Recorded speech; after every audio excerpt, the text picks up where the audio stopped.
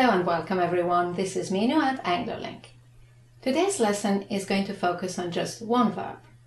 It's a verb that I find to be challenging for most of my students, and as you have seen, is the verb to get.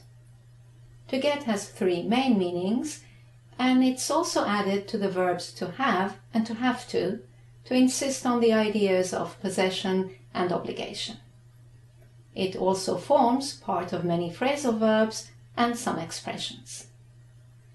So in this video we're going to review all these usages, and by the end of the lesson you will have a clear idea of what get means and when and how to use it. So when you're ready, we can begin. Right then, the verb to get. As I mentioned in the introduction, the verb to get has three main meanings. The first one is to receive. The second is to indicate a change. And the third one is to bring, buy, or find something. It's also added to the verbs to have and to have to, without changing their meaning.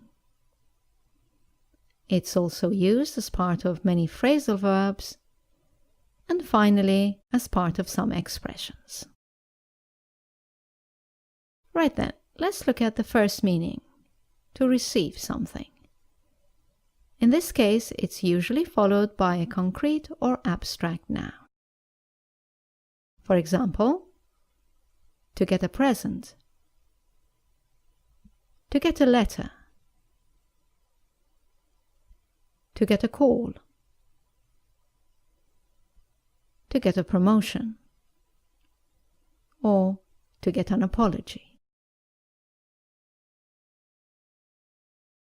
The second meaning is to indicate a change. In other words, it means to become, and in this case it's followed by an adjective or a comparative adjective. For example, to get angry, to get hot, to get sick, to get calm. The adjective can also be the past participle of a verb. For example, to get tired, to get excited, to get lost, or to get stuck. Or it can be a comparative adjective. For example, to get taller, to get better, to get more interesting.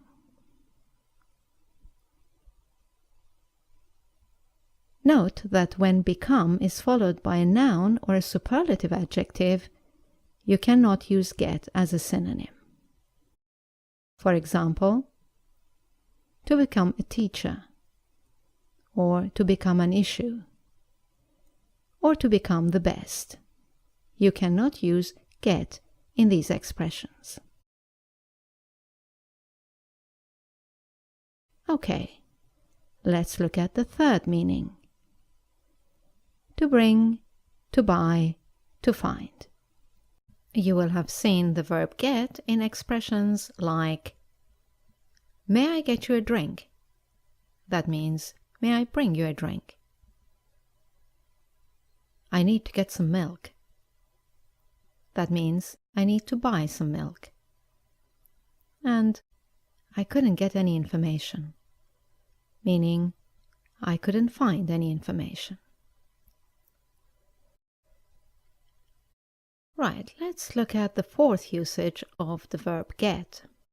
As I mentioned before, it's added to the verbs to have and to have to insist on the ideas of possession and obligation. Let's look at possession. And remember that it does not change the meaning. For example, I have a question. It's the same as I've got a question. In the question form, do you have a minute? You can say, have you got a minute? Or in the negative form, they don't have a car. It's the same as they haven't got a car. The same applies to have to, with the meaning of obligation. She has to work late. It's the same as she's got to work late. In the question form, do you have to go? You can also say, have you got to go? And in the negative form, we don't have to stay. Or, we haven't got to stay. Right then, let's look at get as part of some phrasal verbs. Here are some common ones. To get up. That's to leave your bed. To get on. You can get on a bus, a plane, a train, a bike, or a horse. And the opposite is to get off. For a car or a taxi, it's to get into. And the opposite is to get out of. To get on with someone means to have a good relationship with them. To get over an illness, a shock, or a problem is to overcome it or to recover from it. To get to a place is to arrive at a place. And to get by is to manage with minimum resources. Now let's look at get as part of some expressions. I've chosen 6 for you. Here's the first one. To get it. That means to understand something. For example, I don't get it. What's your point? The next expression is to get it right or to get it wrong.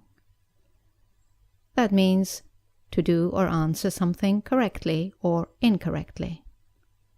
For example, I didn't get the last question right. I got it wrong. Let's look at the third expression, which is to get down to business or to get down to work. It means to start working. For example, as everyone is here, we can get down to business. Let's look at another one. To get somewhere. That means to achieve some success. For example, we are making good progress. We're getting somewhere. The next one. To get off to a good or a bad start. That means to start something well or badly. For example, the project has got off to a really good start. And the final example of an expression with get is to get going, which means to begin to leave. For example, it's getting late. We must get going. Right then, that's all for this video. I hope you've enjoyed it. Please let us know in the comments section below if you found it useful. And also let us know what topics you would like us to cover in our video lessons for you. You can also go to our website, anglolink.com, for more help with learning English. Thank you for watching. I look forward to seeing you in our next video. Bye now.